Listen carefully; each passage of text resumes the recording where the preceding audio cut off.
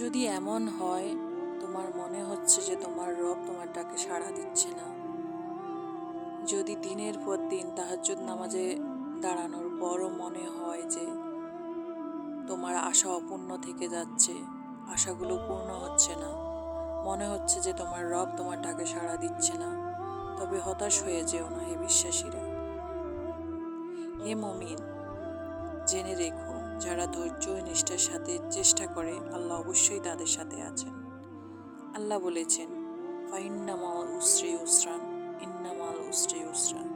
অবশ্যই কষ্টের সাথে স্বস্তি আছে, অবশ্যই কষ্টের সাথে স্বস্তি আছে। তবুও হতাশ হয়ে যেও না, নিরাশ হয়ে যেও না হে বিশ্বাসীরা। সাহায্য আসবেই, অচিরেই আসবেই। তুমি কি জানো, তোমার সমস্ত চাওয়া পাওয়া আশা আকাঙ্ক্ষা পূরণ করার ক্ষমতা রাখেন তোমার রব। তিনি তোমার সৃষ্টিকর্তা, যিনি তোমাকে ভালোবেসে সৃষ্টি করেছেন। তবে এত সংশয় কিসের? দোয়া করে যাও। তুমি কি জানো, দোয়া করাটা দোয়া কবুলের পূর্বাভাস। এটা বিশ্বাস রেখো, তোমার রব তোমাকে দেখছেন, তিনি জানেন তোমার সম্পর্কে। অচিরেই তোমাকে তিনি এত দিবেন যে তুমি খুশি হয়ে যাবে। তাই হতাশ হয়ে যেও না, নিরাশ হয়ে যেও না হে বিশ্বাসীরা।